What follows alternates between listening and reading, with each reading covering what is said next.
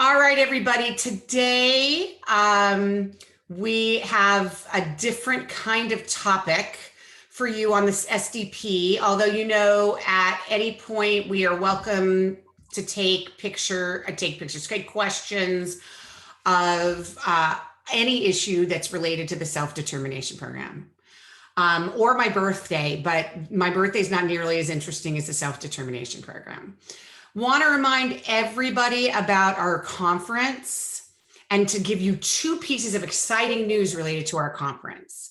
The first one is that the local advisory committees at both Valley Mountain Regional Center and Regional Center of Orange County have voted to pay for up to a significant amount of people. Don't worry, we will not get that many from your regional center.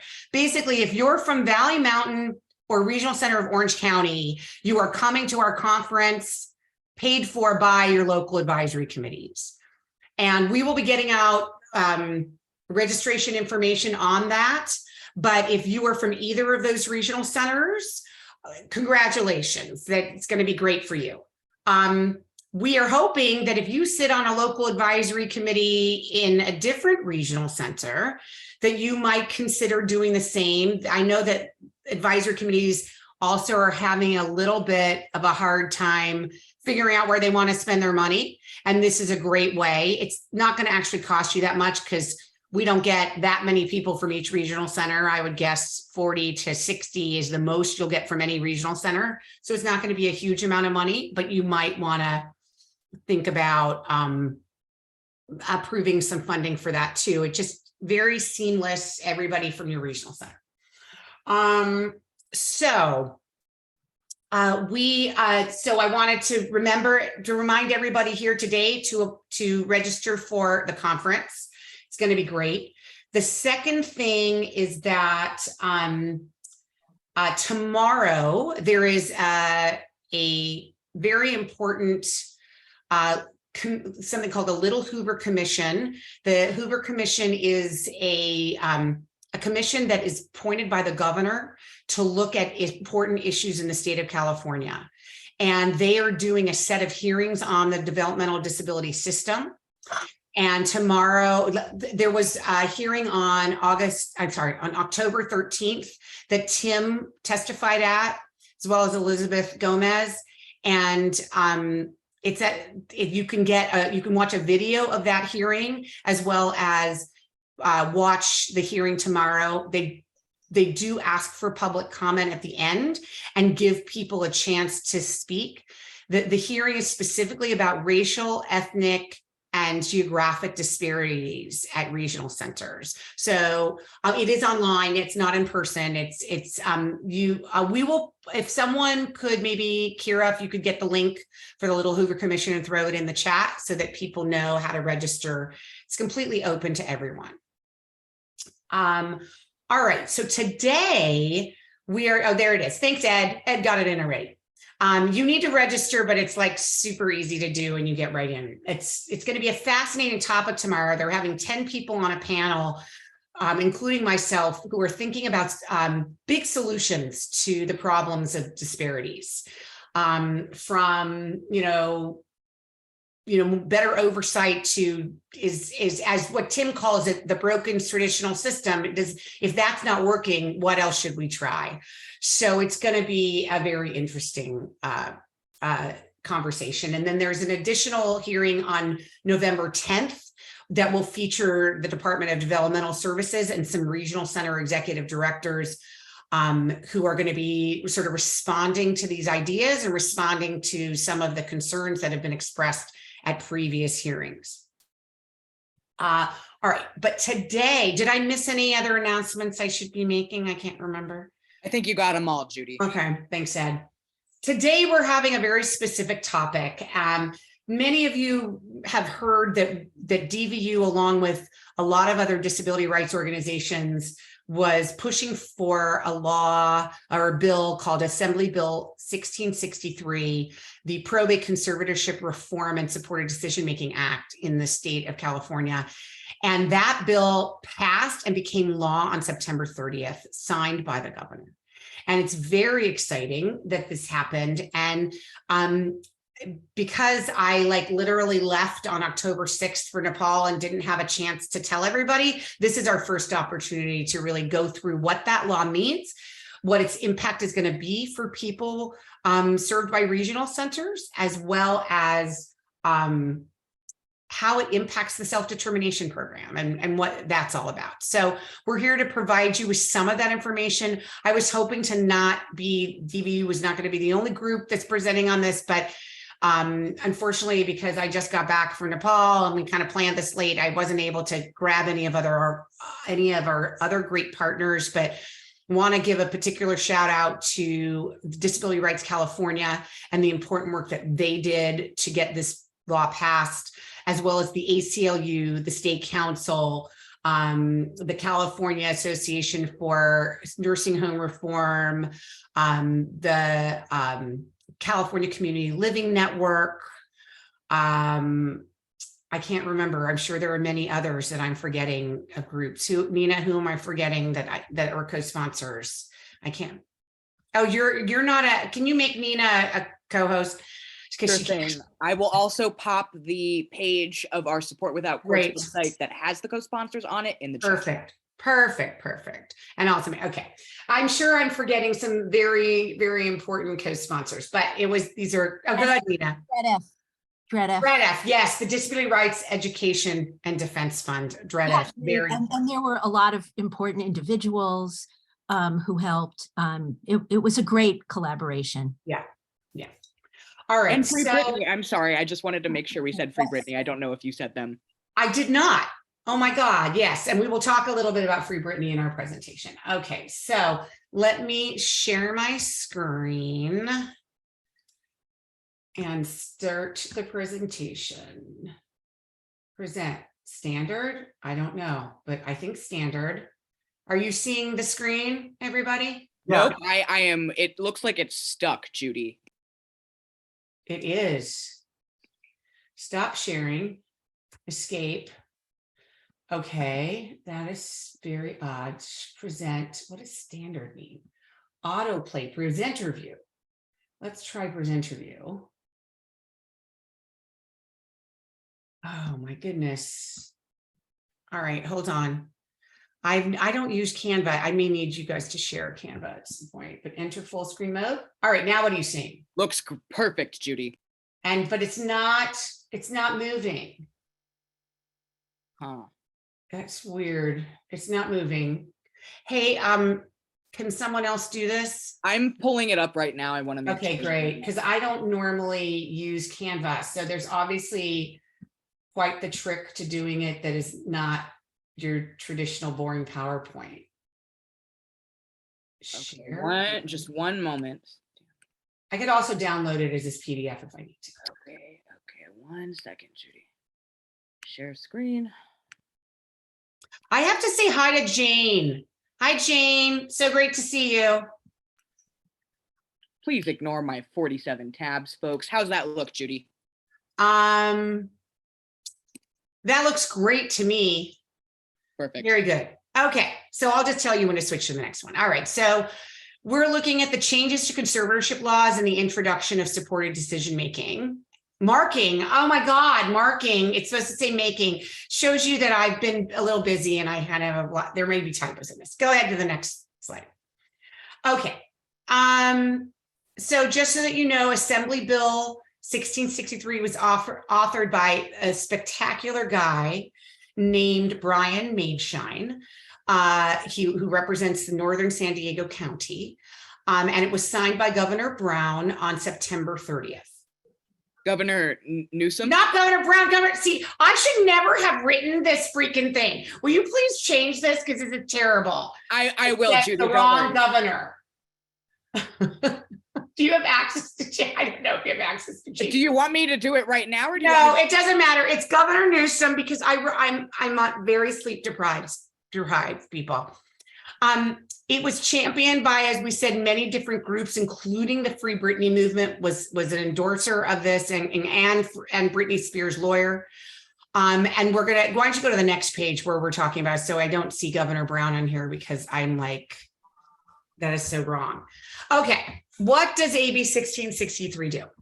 So the first and most important thing that it does is it requires the courts to consider alternatives to conservatorship before the conservatorship is established. And they do that by the petitioner, so the person, group, agency that's coming in to conserve that individual has to write down for the courts what they've done, if they've done anything. They may have done nothing as an alternative, but if they've done anything and what they've done and how long they've done it as an alternative to ensure that the person can retain their rights. It also, for the very first time, gives conservatees rights. They have no rights in current law. Or in law before this law was signed. Actually, this law goes into effect on January 1st, so they still have no rights. But they now have certain rights and they're being told about those rights. And that includes that the conservators must take into account the preferences of the conservatee when making decisions for them. In current law, they only have to make decisions on what they consider the best interest of the conservatee. But this time they actually have to take into account what the preferences are. And so remember that a lot of the people conserved are seniors or elderly people who maybe now have a cognitive disability like Alzheimer's.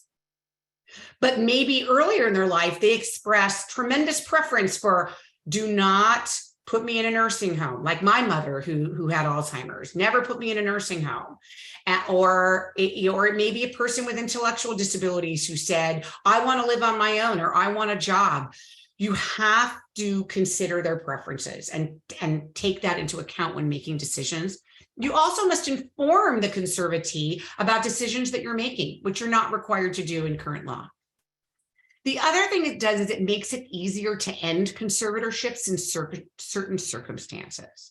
For example, if a conservator and a conservatee agree that the person should exit the conservatorship, it should happen very seamlessly. There should be an immediate hearing, and the hearing should happen pretty seamlessly that the person gets out of that conservatorship.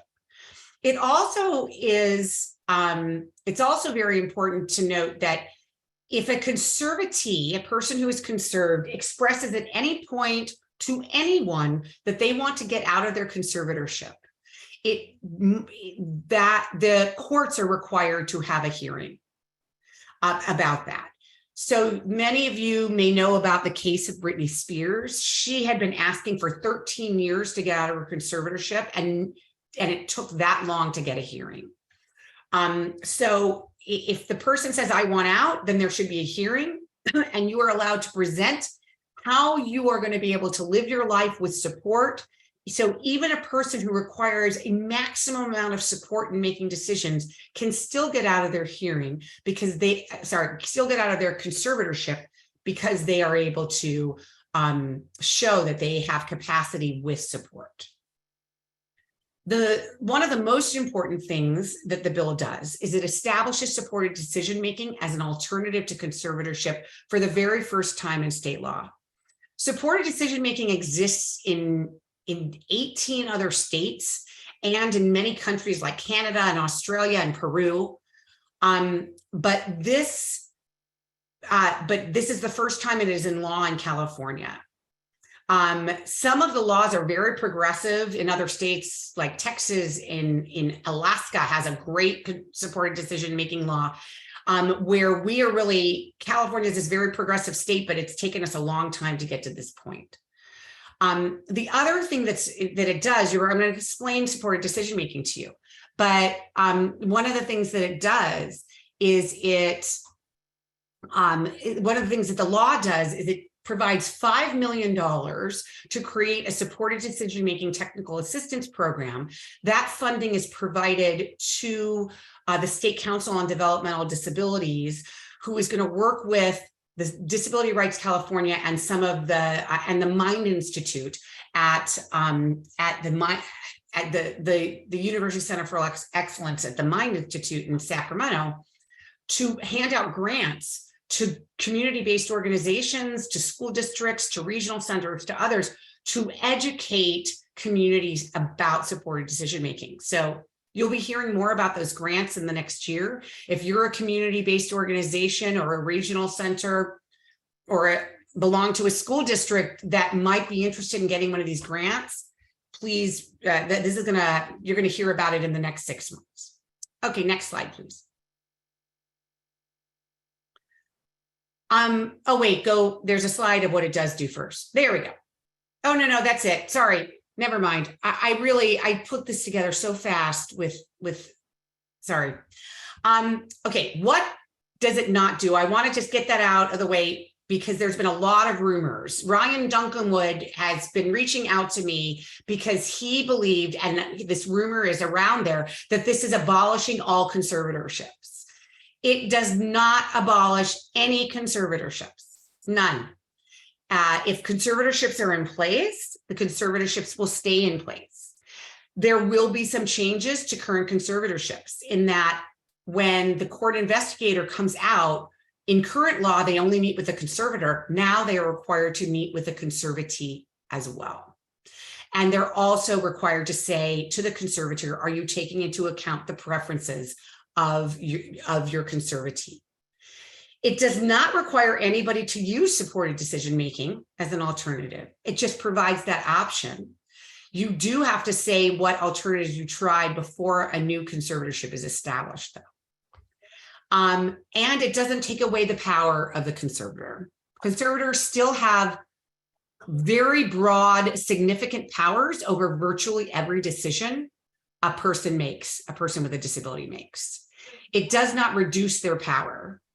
I know there are many parents who are freaking out saying, what's going to happen to my child? Your conservatorship is intact and you still have all power over the person, over your child. The question is it still appropriate for that conservatorship? And if it is appropriate, then you really need to think about how you can include that person in some of that decision making. I also see Suzanne Bennett-Francisco here in our audience, who is an expert on supported decision making. If somebody could make her a co-host, and you are welcome to chime in at any point, because I am like half asleep and I'm still a little jet lagged. So I am very happy for you to take over at any point, Suzanne. Okay, so what is supported decision making? It is an alternative to conservatorship that many of us use every day. So think about it. If you're buying a new car and you don't know what kind of car to buy, but you have a neighbor who's a car expert, you might call your neighbor and say, hey, I'm buying a new car. Here's my needs. What advice do you have for me? I know that I know nothing about medical care and healthcare, and yet I have a friend who's a doctor. So whenever I have any questions about healthcare, I always call my friend and say, here's what my doctor's saying. What do you think? Here are some choices I have. And so it's the same exact thing for people with disabilities. It's like everybody has strengths and everybody needs support. What are the areas you might need support on? And you create a group of trusted people, your supporters, your circle of support, who help you think about those choices, just like people without disabilities. You can do this through a written supported decision-making agreement if you choose. That written agreement can can name the people you want to support you and lay out exactly how they're helping you make decisions. And that way, when you go into a place, let's say you go to the bank or you go into your doctor's office and you're reporting on the decisions that you've made related to that, you can then give that document to your doctor or to the bank and say, this is showing that I have chosen these individuals to help me make these decisions. There are other things that you can use as alternatives to conservatorship. I know I have a 25-year-old son with autism who requires a significant amount of support in his life, and he is not conserved. And there are certain, we use supported decision making, but we also have other things that we use, such as a durable healthcare power of attorney. And we also use a power of attorney for finances if needed. So I know Ryan keeps asking, does it affect special needs trusts? It does not even mention special needs trusts, except to say that special needs trusts are one of those many tools that you can use, including the durable healthcare power of attorney, the financial power of attorney, joint checking accounts, the ABLE account. It's one of the many tools you can use to support people in decision-making and keep them out of conservatorship. We call it support without courts, because you are actually, that person remains protected through these various means, but they retain their autonomy and their ability to make decisions in their, as much as they can in their lives, with the support that they can have. Suzanne, did you want to add anything on that? Judy, I'm not able to promote Suzanne. The participant window is not pulling up as long as I am. Oh, sharing? Yeah, Oh. I'm sorry. My apologies, Suzanne. But I will as soon as we're done sharing. Oh, I can ask her to unmute. I can do that. Great, please do. Are you able to unmute now, Suzanne? Hold on, I'm going to ask you once again. Go ahead. There we go. You're unmuted. Hi there. What was it that you wanted me to contribute about? No, just if there, did I leave anything out about supported decision making? No, I think one of the things I like to emphasize is I have 3 adult children who are non-speaking and have intellectual disabilities. And we use supported decision making all the time. And I think it's important that they have opportunities to practice making decisions as well. So yeah, very excited about this bill. You know, feel free to ask me to chime in the Q&A or anywhere along the way. Wonderful. Thanks. I know you just got back from an amazing place. So yeah. And I'm half asleep, so sorry. Okay, so moving to the next slide. Stay on, Suzanne, or stay around. Okay, why should you care? You should care because the conservatorship system is very broken in our state. There's no accountability over it. Conservatorship is very profound. It removes people's rights. Monday at 1. Oh, who's speaking? My caregiver. Okay, I'm not sure who that was. Okay. It removes all of people's rights. Almost, I know that we talk about limited conservatorship, everyone. It's like, oh, my son and daughter only has limited conservatorship. That's a special kind of conservatorship for people with developmental disabilities served by regional centers. But you should know the way that it works is that most of the time, the courts take away all of the powers, even in a limited conservatorship. So it looks identical to a general conservatorship. So just because it's called limited doesn't mean that much. There's also it's actually price of care, not pride of care. Boy, before we get this out and about, we're going to have to edit some of this. There was a series on the local ABC station in Sacramento, ABC 10, called The Price of Care, which if you're on our mailing list, we've shared the links that show that just because a person is conserved doesn't mean that they're going to get the protection they need. In fact, what we know is that people who are conserved have higher rates of sexual and physical abuse than people who are not conserved.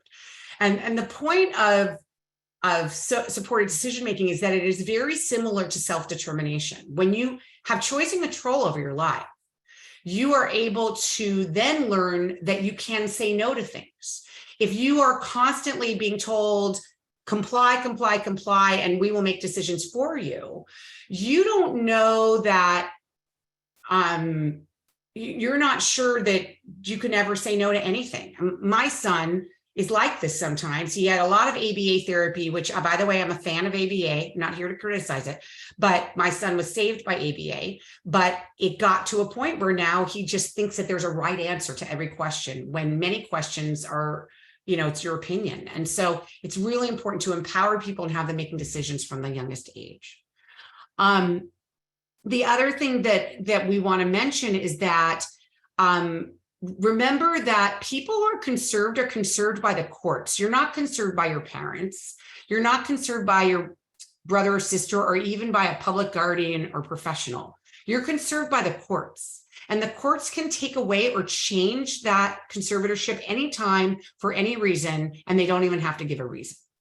And we have seen time and time again of a divorce between a husband and a wife, or two parents of a child, and the adult child is conserved, and their disagreements end up spilling out in the conservatorship court.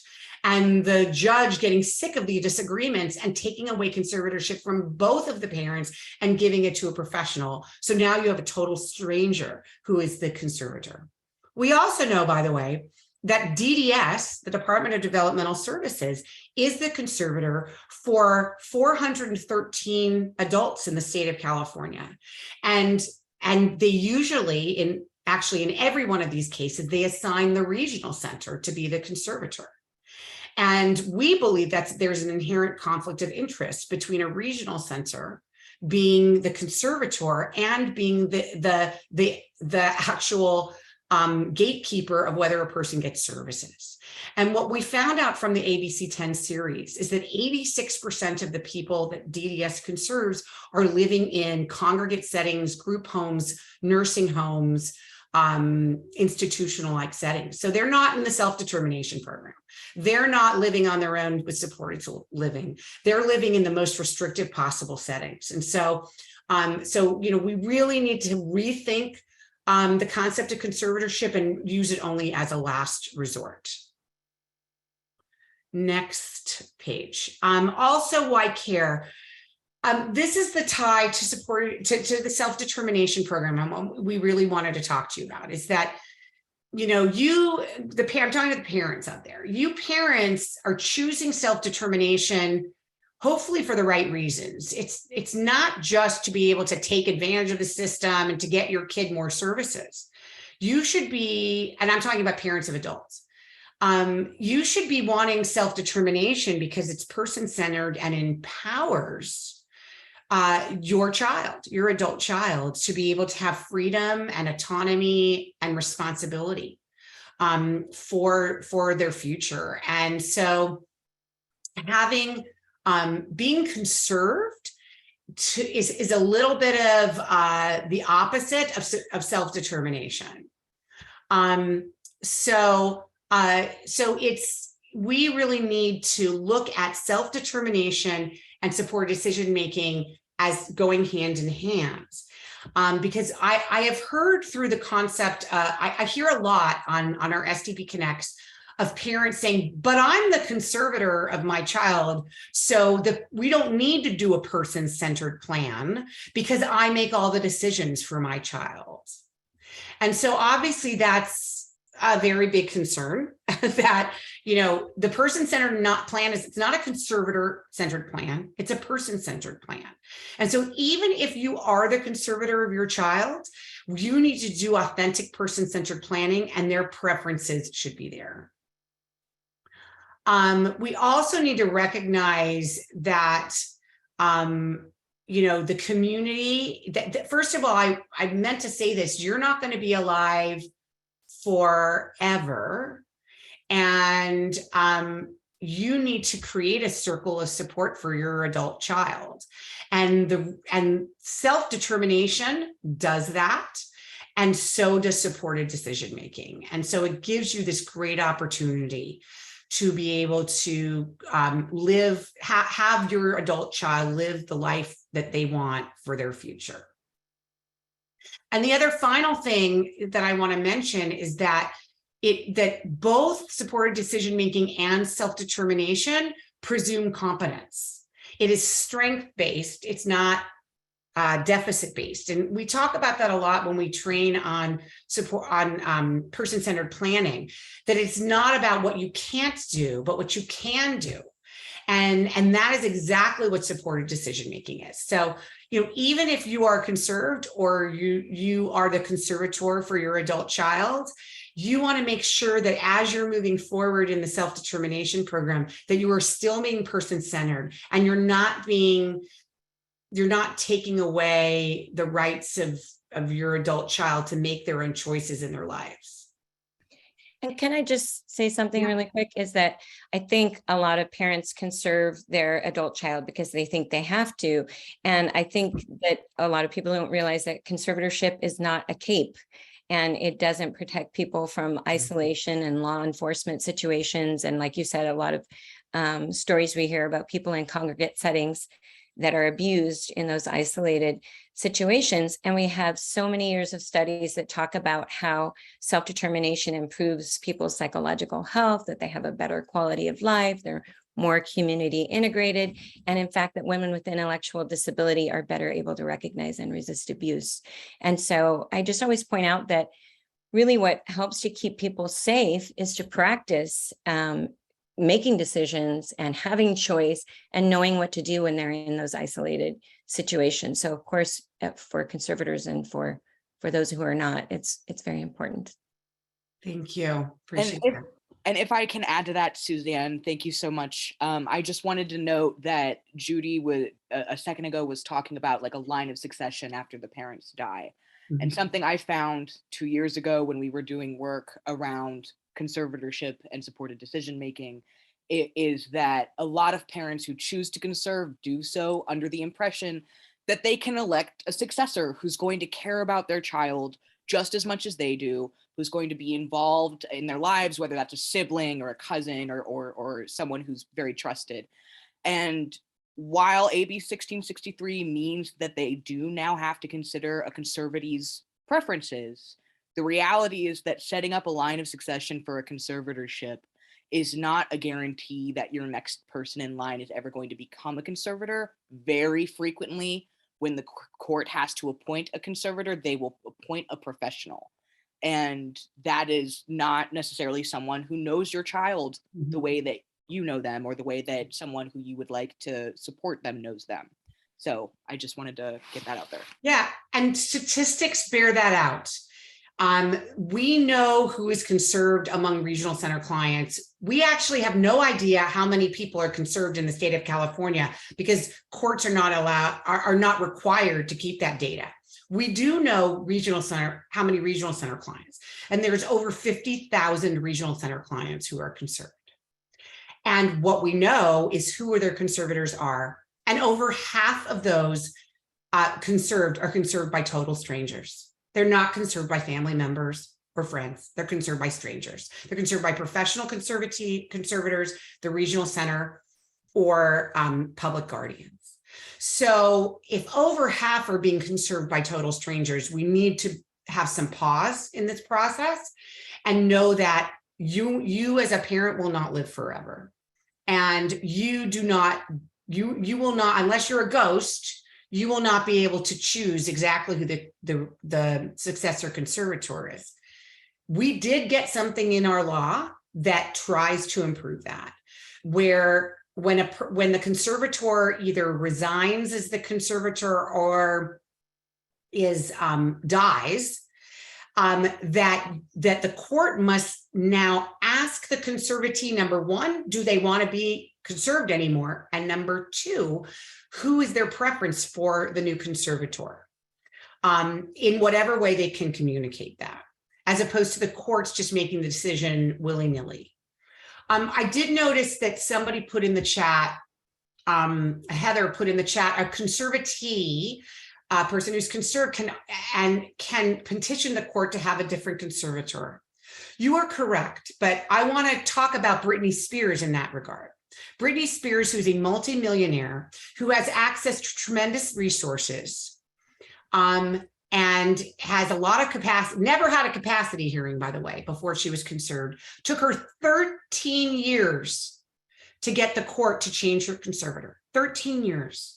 So you could imagine somebody who has no assets, who has no job, who has no money, and has no private, very expensive lawyer who bills $2,000 an hour.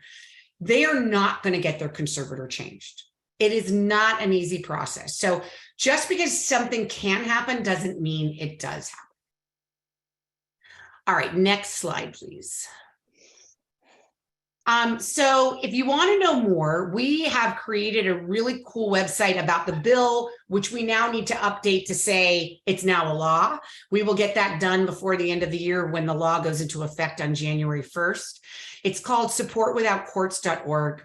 For parents who are conservators of their children, there's a whole section on for parents of people with intellectual and developmental disabilities. We actually created a video for you to understand how this impacts you and how it doesn't impact you. It also provides a whole page for self-advocates to learn about supported decision-making, and has a lot of other information and a lot of resources that you can find. So we encourage you to go to that website and use it, because it was a lot of hard work. We also, I guess somebody put it in the chat, maybe. Well, let's maybe put it again. DVU created a really great handbook called With Support and Without the Courts, that was written by Ed and Suzanne and a whole bunch of others of us at DVU. And it's a handbook for parents. It's a handbook for parents on ways to support your child and protect your child without conservatorship. It's a how-to manual, has all the forms and everything. The Center for Public Representation has its own website on supported decision-making. So does, there's a National Research Center at supporteddecisionmaking.org. Other organizations are very involved in this issue, such as the Mind Institute does a lot of trainings on this, as well as the State Council has done it. So we encourage you to find all the resources that exist out there in the world. And I'll just add, Judy, that the handbook also has a whole entire list of really great resources at the end that is going to really assist people in finding more resources if this is something you're curious about. Perfect. Thank you for that. All right. So I think, that may be our last slide. Okay, great. So you can stop sharing. You can make Suzanne an actual co-host, so she has all power to unmute and mute. But I know we're going to take questions now about supported decision-making, about conservatorship reform. But if any of you have any general questions about the self-determination program, please feel free to ask them at this time. This was actually a pretty short presentation. And we have plenty of time to answer any questions about any subject that you may have. Okay, Barbara, you have a question. Go right ahead. Hello. I'm kind of new to this whole conservatorship. I haven't looked too much into it. I do have a son, and he's 25, and I didn't conserve him. I think a lot of parents think that they have to because the school pushes it so much when they're going to turn 18. And so I did find out that I could go with another route of, power of attorney. As far as my concern now, though, is reevaluating the decision I already made. When I saw the price of care, those series, I did become a little concerned, because now I'm second guessing myself. Let's just say that for some crazy reason, I mean, I know this doesn't happen often, but you did allude to the fact that the state is conservator, I'm not sure the right terminology, over 400, clients. So does it make it harder for them if for some reason, I don't know how to word this correctly, but for them to, if I have conservatorship, they can't come and just conserve and take him away. Does it protect us at any point if I have him conserved? Do you understand what I mean? I totally do. You're not the first person to ask that question, because Okay. Your question is, I haven't conserved my child, but can a regional center or DDS come in from behind my back and try to conserve my child? Exactly. Thank you. And the answer has been, yes, they can do that, and they have done that. Even if you But- already have them conserved. Even if you have them conserved, it doesn't matter whether the person's conserved or not. DDS has come in and taken conservatorship away from parents who are the conservator. They've also come in and conserved people who the parents have chosen not to conserve. So it can happen either way. Got However, that series, The Price of Care, is going to make it much, much more difficult for DDS to conserve people. And the reason why is because DDS responded in advance to that series by issuing a press release to say that they are now investigating all 413 of their conservatorships. They are now going to assess whether these people need to be conserved in the first place, number one, and number two, whether they're getting the services that they need, since 86% of them are actually living in a congregate, very restrictive setting. Wow. Yeah. They have created a national panel of experts to advise them on how to change their system. I know I was part of a focus group with that expert panel yesterday. You should know I was not appointed to the expert panel. I thought I would be, and I wasn't. I think they intentionally did not include any of us who were part of the campaign to reform conservatorship. Right.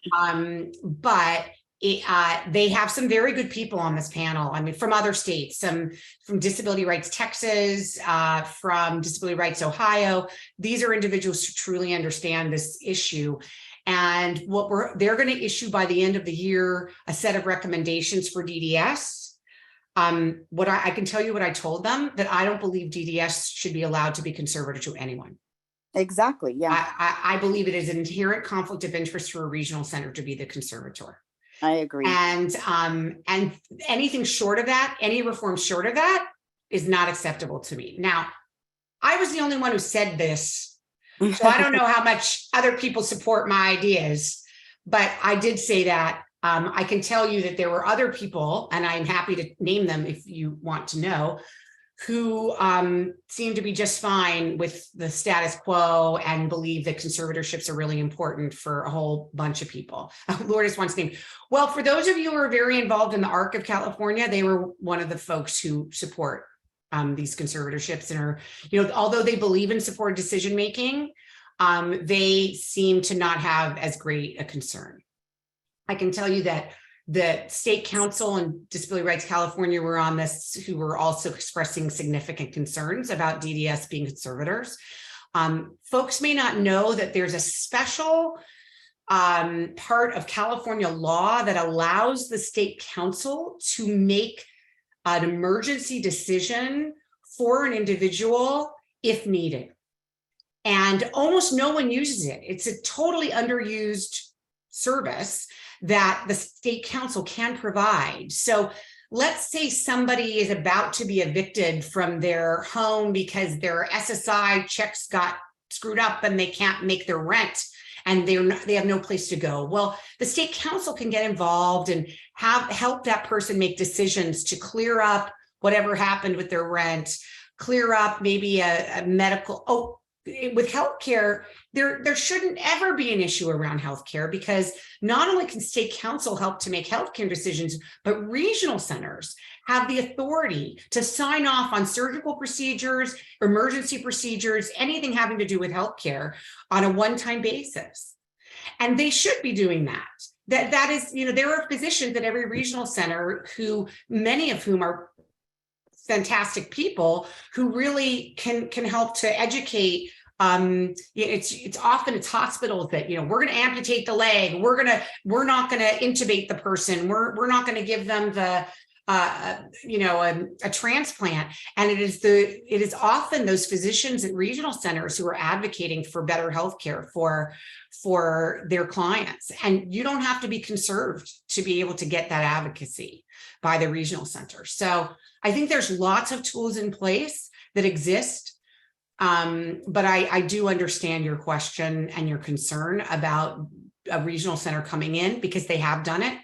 And they do it. And we're hoping that we have now hopefully put a stop to that for the future through our law and through this series. Thank you. Thank you. Karen Mulvaney, go ahead. Hi, Karen.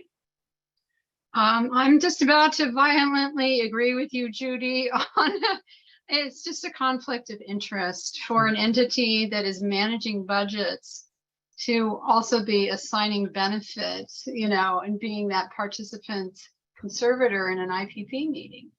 And the whole thing about regional centers not technically being a conservator, but functionally acting like one. It's like if it walks like a duck and quacks like a duck, it's a duck.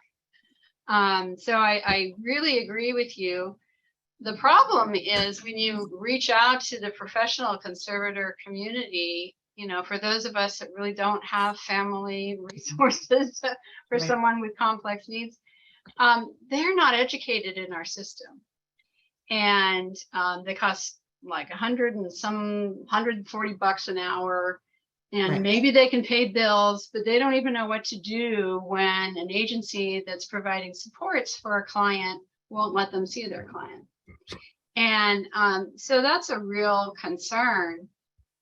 And I've just been racking my brains. So I'm going to throw something out at you to see what you think. Do you think it's feasible for independent facilitators to serve as co-conservators? I don't believe that anybody should be getting conserved unless it's the absolute last resort. And so it is an awesome amount of power. You are literally able to make virtually every decision, from whether a person can have sexual relations to whether what a person eats, where a person lives, who their friends are, whether they can vote or not. And so I see Marie Burgum, who I love, who's here, who is one of these amazing cases that is getting out of her conservatorship that her father had over her. And so, you know, she can tell you how hard it was. It took, you know, one of the lawyer experts of the country that Suzanne brought in to help argue for her case. So it's, you know, it is not easy to get out of conservatorship, folks. Do not think that it's just, oh, you just petition and you know, it is not an easy task. And Marie didn't get it done like that. She had like a transition period, and it's not a simple process. So, you know, we know that there are many of you out here who have already conserved your adult children, and you should know that within DVU, many of our board and staff members are conservators of their siblings, of their children. And so I can tell you that when my son was getting to be close to 18, we started thinking about it because the school district told us to do it. The regional center told us to do it. The doctor told us to do it. So I am not in any way criticizing anybody who has already conserved their children. What we're saying is that you need to have some thought. Okay, you need to have some thought. So, but Karen, you were asking about whether the IFs should be a conservator. I think that's a little bit dangerous. The IFs are supposed to be the advocates for the individual. And once you become the conservator, you have this awesome power over them, which is like very, very different than being an independent facilitator. There's no independence when you have legal authority to sign people's checks. You have legal authority over all of their money. An independent facilitator should never be able to have any authority over the money. So I personally think that's problematic. If they had authority over money. Yeah. Yeah, I mean, there are individuals who can't, unfortunately, you know, as much as parents might try, we can't get consistent answers on what their preferences are, or they just can't communicate those, and we can infer those. But our concern is, what do we do, you know, when we're not around anymore, and what's the most trustworthy option? Judy, can I just jump in really quick? Those are, you know, super excellent questions. But I think, especially now under 1663, I think whether it's an IF or other people, I think conserved or not, you can only benefit from doing think that's why supported decision-making is so powerful, is put together, be very mindful about who is your circle of support, the IF, whoever that is, because in or out of a conservatorship, if somebody tries to get a conservatorship where there isn't one, or you ultimately want to get out of one, but now the courts, these are the kinds of things courts have to consider, so that at least those people are the people that will be consulted in decisions about your loved ones. So the whole point of supported decision making, it's like I feel it's capacity building for the entire family. We all, I mean, you know, we're all in this because, you know, our children, our loved ones have challenges, need support. So this is a way, I think, now under 1663, that's something the courts have to consider, the court investigators.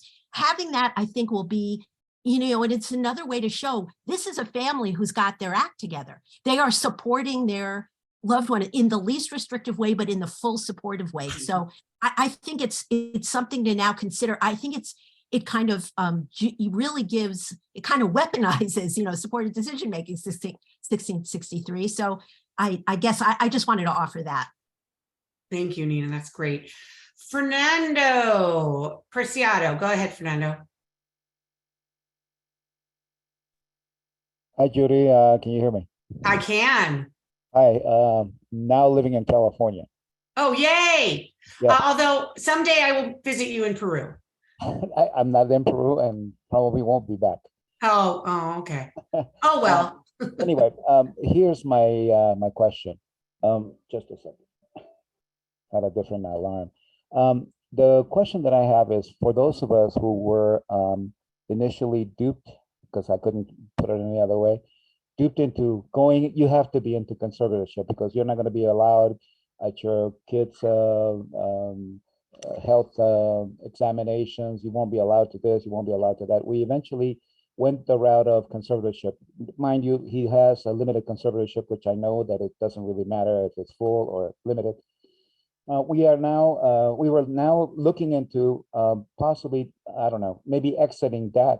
But if you're saying that it's going to be next to impossible, can we instead put the power of attorney, even though that there is a conservatorship on top of that?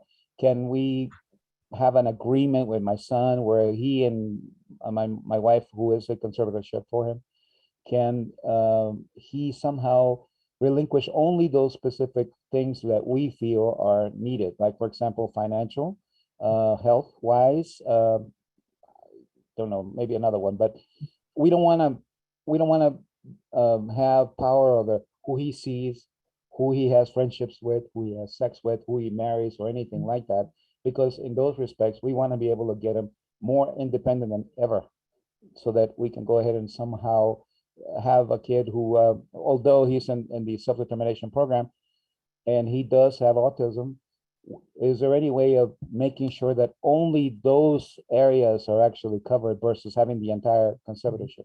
And yes, we did see the price of care, and that was horrific. Yeah.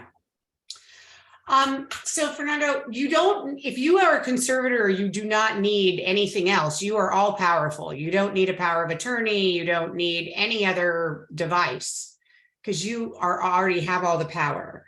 But it sounds like what you may want to do is take advantage of this section of the law, which says the conservator and the conservatee agree that he should exit the conservatorship. And you would go before a judge and quote, you'd have to look at the law, at the new law, and say, we've all agreed, we want a hearing, and we're going to use supported decision-making as a way, and these tools of power of attorney in these two areas, but we want to make sure that our son retains all of his rights. And so, you know, I'd love to talk to you about this if this is something you're interested in, because maybe you all could be one of our, you know, test cases come January 1st to see how the courts handle this request. So if this is something that you and your wife are interested in pursuing and your son wants to be part of getting out of his conservatorship with these alternative methods such as powers of attorney, let me know, because we may be able to get you a lawyer to help test this case. Okay. Yeah, if I can just say, I Yeah. think it indicates that if the conservatee and the conservator want to exit and there's no opposition. So I wouldn't advertise actually that you're doing it. I would just do it because you don't want anybody to oppose it. Yeah, you don't want the regional centers to come in and say, no, they're wrong, he should be conserved. But honestly, I don't think that's going to be happening after the price of care, unless people start, years from now, forget what's in the price of care. But I think things are going to be very different, and you might as well take advantage of it in the initial aftermath of the series. I will be very excited to follow your case too and Yeah. see what happens. Yeah. No, Suzanne's the expert, so I'm sure she'll get involved in some way too. We'll force her. I know that there's a lot going on in the chat. Ed, are there any questions in there that we should be addressing? And then we'll go to Orlando. Quite a few. Allow me to 1 second. Now you can see my face. That's a little more entertaining, I hope, than just seeing a blank screen. First question from Adriana. This is actually about the conference, but I have a bunch of ones about conservatorship. Okay. And Lark told me they approved me for the conference already, but registration can't be completed because DVU hasn't finalized something regarding registration. Okay, that's a Monica question. I don't handle any of those things. Monica, yeah, go ahead, Monica. That doesn't make sense to me. So I think we should connect directly after this at 6 o'clock. I'm happy to connect directly. I'll type my email and in there, and it'll include my phone number with my email I send you. So let's connect so I can understand a little bit better. Thank you, Monica. Go ahead, Ed. Oh, really Oh, quickly. sorry. And I'm sorry, if anyone else has registration questions, feel free to use my email as well, and I will connect with you all individually. Thank you so much, Monica. My next question is from Christiana. Will there be training for regional centers? Service coordinators often give misinformation to parents about conservatorship. A parent recently told me her service coordinator told her to do it quickly before her child understood what they were giving up. Oh, geez. Oh, these are great stories to be able to repeat, and I appreciate that. Yeah, you should know that story, I mean, maybe not in that way, but that sort of hurry up thing.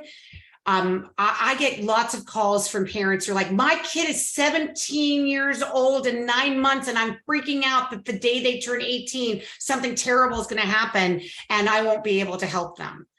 And it's just not true, guys. It's just not true. Stop, this misinformation has got to stop. There is no requirement in our law that regional centers get trained, but I guarantee you it's going to happen, because if we're going to do it, and DDS is actually very committed. DDS supported our bill, and they are very committed to getting training to regional centers. But even more than that, you guys should know that the Association of Regional Center Agencies, ARCA, they're supportive of our bill as well. And we're very happy when it passed. And so they're planning to do their own trainings around this. I have to say that the receptivity from the regional centers has been very heartening, and I feel like they're going to really run with this, and they're going to do a great job on it. The school districts, on the other hand, not so much. They've been completely out of the loop on it. We haven't involved them at all. And I'm very concerned that they will continue that drumbeat of your child is turning 18, you need to conserve them. And so my concern is more getting to school districts and getting that information to them. But I think regional centers are on board. But the other misinformation that I want to make sure we tackle is saying to parents, you cannot come to your son or daughter's IPP because they're not conserved. It's just not true. or a doctor saying you can't come into the room because you're not the conservator. That these things are false. They're also false for people with Alzheimer's, that the child cannot come in if their parent is at the doctor's. All you have to do is the regional center just needs to say to that individual, can mom come? Is it okay? And they can indicate in whatever they want, by a smile, by eyes movement, or if they can verbally say yes or nod, or use sign language. All of these things are possible. All of these things are possible. And that we have in our parent handbook, we have HIPAA authorizations, we have IPP authorizations, IEP authorizations, that people can just mark an X to say, I want mom to be there. And I know that there are some individuals who cannot even communicate yes, that they want mom to be there. And we understand that. And that is why you have other ways to make decisions. You have healthcare power of attorneys and you have other things to do. I do believe that most people, not everyone, but most people can at least express some way to say, yes, I want mom to help me. Can I just say there's a welfare and institutions code that says the conservatee can invite anybody they want, or anyone, any consumer, and any conservatee can invite anyone they want to the IPP meeting. And that for education, it's an Americans with Disability Act accommodation. Mm-hmm. So I literally put that in the notes. Mm-hmm. You know, I want my mom to help me practice supported decision-making. And then as an advocate, I spell out that it's Americans with Disabilities accommodation. Great. Thanks, Suzanne. Go ahead, Ed. We'll do one more and then we'll go to Orlando. Sure. I have an anonymous question about what would the concern be regarding a limited conservatorship with the powers of entering into contracts on behalf of the conservatee and access to the conservatee's confidential records or papers. I think with the power of attorney, the disabled adult could enter a contract when they really don't have the capacity to do so, although they may think it is a good idea to buy something for which they have no funds. And if I can just weigh in on this one very quickly, please correct me if I'm wrong, but my understanding has always been that neither conservatorship nor supported decision-making are a total guarantee against this kind of thing, or a total guarantee against being forced to honor the terms of a contract that you've signed, even if that contract was offered in bad faith.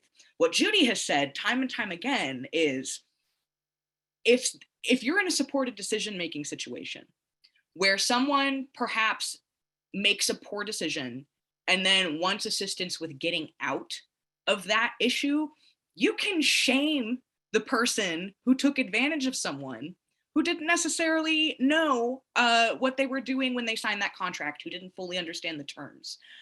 You can go to them and say that rather than, and ultimately that might be what you would have to do with a conservatorship anyway. It's not a total guarantee. There are ways to not have to honor that contract that don't include conserving somebody.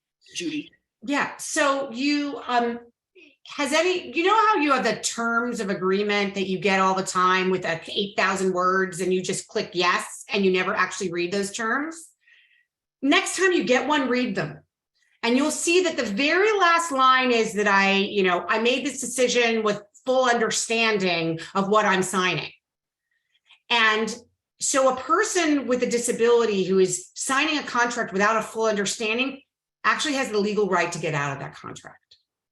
Now, of course, if they have put their credit card in and the credit card has now been charged for $10,000, I know that there's always going to be this abuse, but this is why there are other ways to support and protect an individual from those financial crimes or those financial problems without conserving them. And that includes having a joint checking account, having an ABLE account, having special needs trusts, limiting the amount of money that a person has access to over a given period of time so that they cannot charge $10,000 on a credit card because they have a $200 credit limit.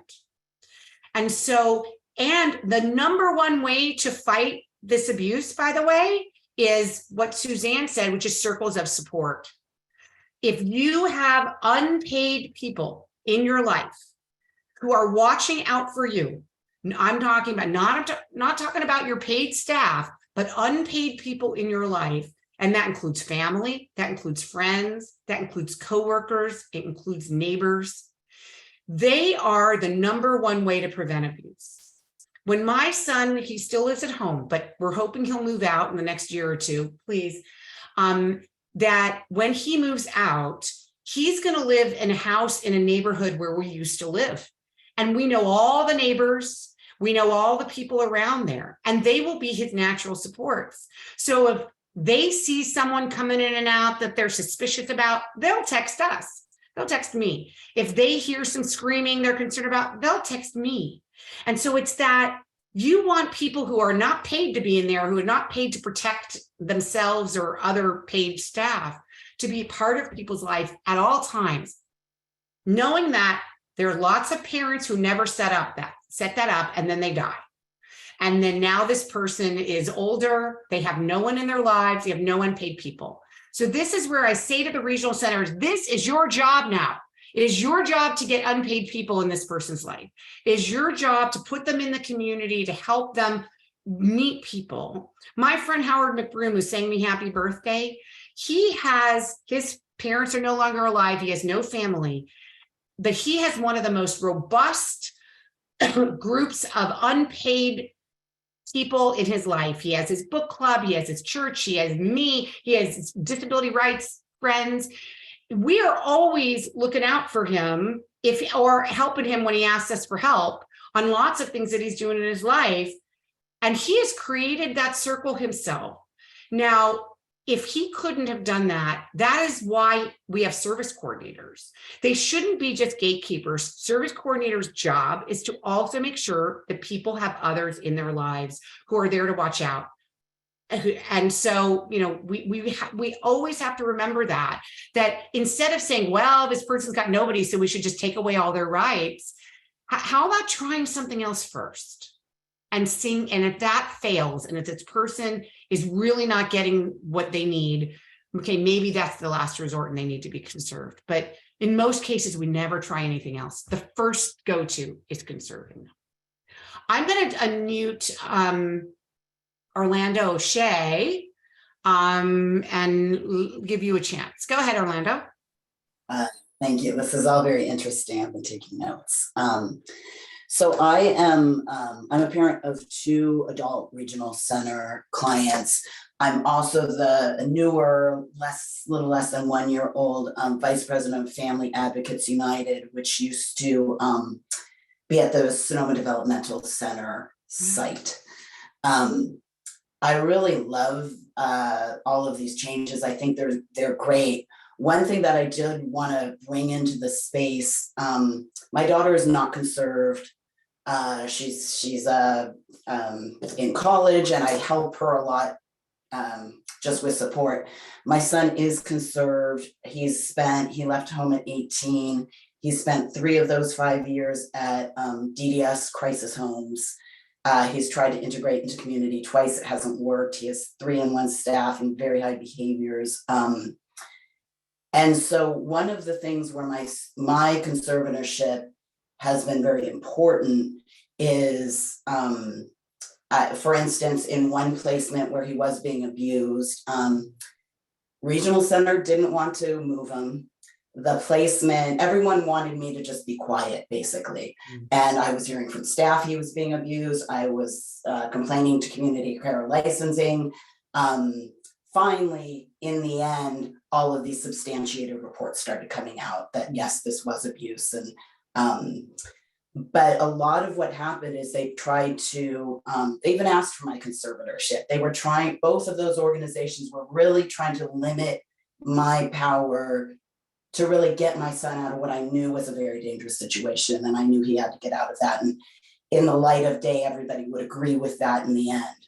But so there have been those times when conservatorship can be very powerful in those types of situations. I mean, he, when he was in front of the judge and the judge said, "Do you have any questions?" His question was, "What's your favorite Beatles song?" That was his only concern about the conservatorship. So, I don't want any control over him. I do want his best interest. But I think it's just bringing that in certain circumstances, there can also be a power to a conservatorship. Oh, there's tremendous power to conservatorship. That's what I've been saying all along. There's the ultimate power, the conservatorship, except when that conservatorship is taken away from you. Except when DDS says you become the problem parent and we don't want you, and we believe that you're making very poor decisions for your child, and therefore we're going to take it away. So yeah, there's a lot of power in conservatorships. The question is, why did you need conservatorship to protect your child from being abused? Like, that's just right there. That's wrong, because you shouldn't have to be the conservator. People should not be in abusive situations, and the regional center should be protecting them from that, as opposed to forcing them to stay in those situations. Yeah.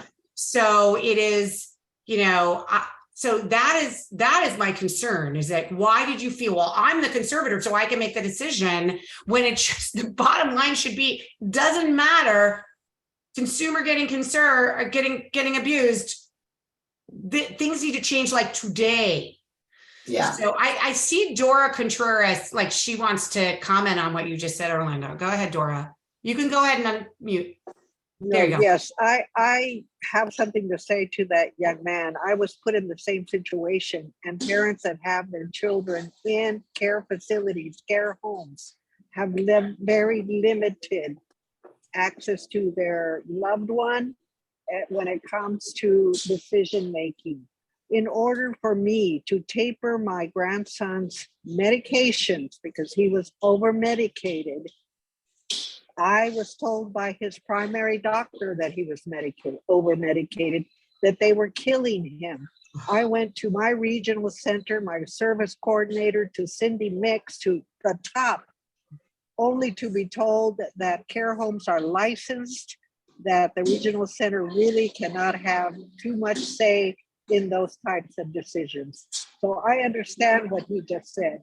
I was so frantic that I could not find any other way than for me to get the power to make medical decisions, including the medications my grandson took.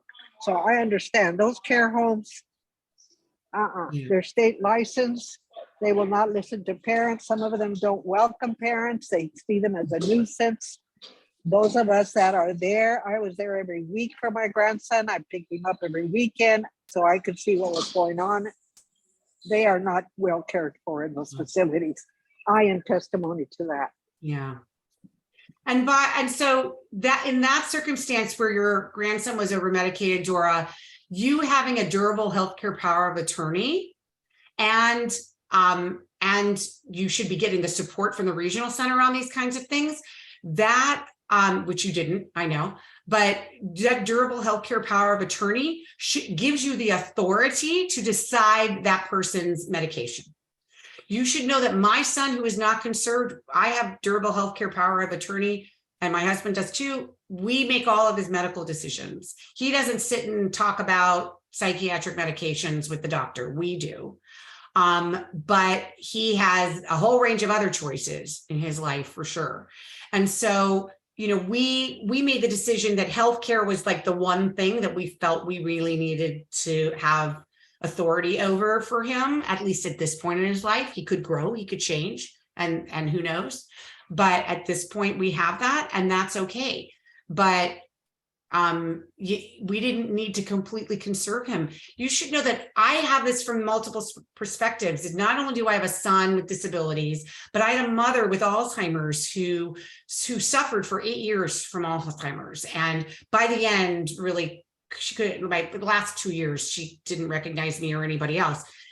I never had to conserve her. I had durable healthcare power of attorney over her. I was able to speak to all of her doctors without her being part of that conversation, because she wouldn't have been able to contribute. And yet she was still empowered. She chose when she woke up, she chose when she went to sleep, she chose what she ate every day. And believe me, the stuff she was eating didn't make any sense to me, but she wanted to eat those things. And she at least lived to the end of her life with as much autonomy as she could have, considering where her life was. And so this isn't, remember, this is not just about people with intellectual and developmental disabilities. This is about people with all disabilities. And it's very, very important that we give people as much autonomy as we can. Can I ask one follow-up question just to make sure? Sure. So you can have, and I think I got this clear, you can have both conservatorship and supported decision-making. So I could have that in place with his circle of people, should anything happen to me, and then that's in place and people can step up from there. Absolutely. And we say this a lot.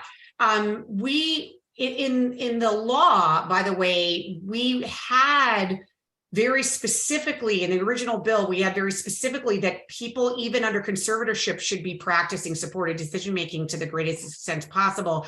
And we had to remove that provision because people felt like, how can you have supported decision-making when the person's conserved? So the language is modified over time to just say that the person's expressed wishes or previous wishes, let's say they have Alzheimer's and they had a wish before they had full-blown Alzheimer's, that people should be able to practice as much autonomy as possible. And that's what self-determination is about, is to have that autonomy at the same time that you sound like a person, and many parents are just like you sound like a person which really does take into account what the person's wishes are as much as possible, because we all know that when you force something on an individual, the outcomes are never very good. If you're forcing someone into a day program they don't want to be in, if you're forcing someone to have a job they don't like, the outcomes are not going to be good, because they're going to either have behaviors, they're going to become depressed, they're not going to want to go, they're going to fight you. And I can tell you that for my son, when he really started having autonomy over his life, all of his challenging behaviors pretty much disappeared within a few months. When he started realizing, I can determine what I do each day, I can make my own life, his whole life changed. And so, I know that a lot of these care homes are used because you're not getting the supports and services you need as a parent to keep them in a less restrictive environment.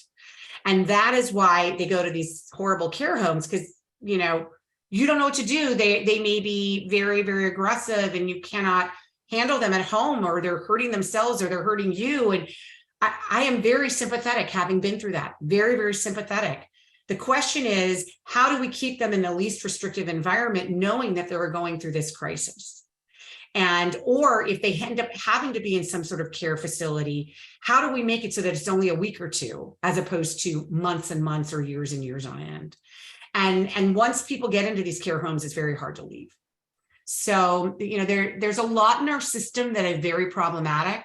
I encourage you all to come to the hearing tomorrow and give public comment. Orlando, I don't know if you're available during the Little Hoover Commission, but I really believe that your story, your child's story, is very compelling to be able to say, my child was getting abused and I could not get anybody to get him out. I could not get the regional center to agree. I mean, that's a problem. If they do anything else, they should make sure people aren't getting abused. There's one thing the regional center should be helping with. It's keeping people from getting abused. Just want to give a 10-minute warning. We're going to be done in about 10 minutes.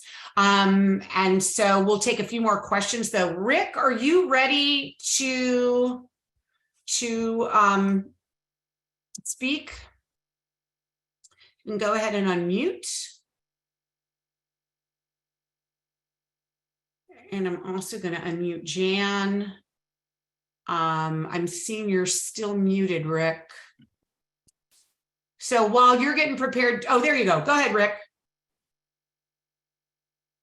Judy, first, happy birthday. God bless your day and year. Second, I have been without SSI for about 3 years with an attorney helping. Are you saying that a conservatorship would help with my rent? Definitely a conservatorship has nothing to do with your rents. If you're having problems getting on SSI, that is a very significant problem that, by the way, your regional center is supposed to be helping you with. So I don't know who's helping you. It sounds like you're having to get a lawyer, but your regional center is supposed to be helping you. And when you finally get your SSI restored, because I know you will, Rick, the federal government is required to give you the back pay from the last 3 years. So from the time that they suspended it. So the other group you should be looking at is Disability Rights California. The Office of Clients' Rights Advocate is supposed to be helping you. So is the State Council. So I'm hoping that you are using some of those resources. Keep me posted on that, Rick. Jan, go ahead. Well, when you mentioned the power of attorney, the durable power of attorney, you are so right, Judy. When my mom was ill, she was never conserved. She had a stroke. And I went in and I said, no, you need to let me in there now, as they were keeping us out. And I think as parents, we need to know that we're empowered in the same way if we have everything in place. Same thing for my daughter. She had been conserved because they were fighting with us at her medical appointments and her multiple medical surgeries. And so, you know, knowing that nothing else to do 3 or 4 years ago, we just did what we thought we had to do.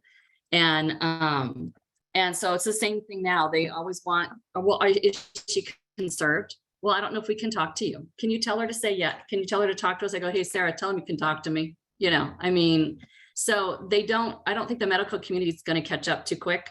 I mean, that's my concern in getting out of, you know, a conservatorship. And I mean, basically we've been doing, I think, more of a supported decision-making. We only did it because we were scared the regional center would take over and not give us power. I mean, in all honesty, I was warned when she was born, don't trust them. Yeah, that's not good. I know. Please come to this hearing tomorrow. Can I ask any staff who had the little Hoover stuff to put it back in? Because I'm getting some private messages saying, how do we get on this little Hoover Commission hearing tomorrow? So please, I mean, these are really compelling stories, and they're having 30 minutes of public comment at the end.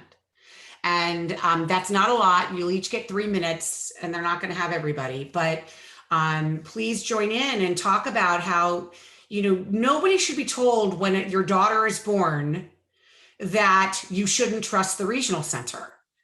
There is something fundamentally problematic. Yes, the commission hearing is going to be recorded, and they're going to put it on their website. And you can see the one on the 13th, you can see that right now. It's already on the website, and they have written testimony from people and stuff. So also for Jan, in response to what Jan was talking about, now in AB 1663, if you have, you know, it has the provisions and stuff in there. If you have a written supported decision-making agreement, third parties have to consider it unless there's a specific, you know, they suspect fraud, and it's pretty clear. So there is, in California law now, if you've got a written supported decision-making agreement and you go to a doctor's office, they have to pay attention to it now. And there's a statutory provision you can point to. Yep. Ed, I think we may have time for one more question from the chat, or two maybe. I have one I would really like to get answered, so I'm happy to hear that. I have an anonymous question, and this is actually a composite of 3 different anonymous questions I've received. All are parents essentially asking, hey, I was in the early stages of conserving my adult child or my adult children, and now hearing this information, I realized that either I don't want to conserve my child, or at the very least, I don't want to conserve them right now. In all of these cases, it sounds like the parent has not had the final hearing, and all of them are asking, hey, are there any consequences if I just choose not to go through with this? Yes, there are no consequences if you choose not to go through with it. You just have to be very, very careful, because if you choose not to go through with it, you have to rescind. What's the right word? Pull out your petition. What's the right legal word, Nina? I don't even know. But you have to tell the courts, because you have a hearing with the courts, and if you don't show up, that could be a problem. Anybody else could come in and say, yeah, this person should be conserved, and I'm the conservator. Right. You would need to withdraw that petition. Withdraw. See, I am really tired, and I can't come up with basic words like withdraw. That's what happens. Putting it in writing is important. Yeah, thank you. Put it in writing that you withdraw the petition. I can tell you that I was approached by a parent who recently had to do that, and it was very successful. And she saw the price of care. She withdrew the petition. The regional center was basically saying this person should be conserved, and then they stepped back. So that's good.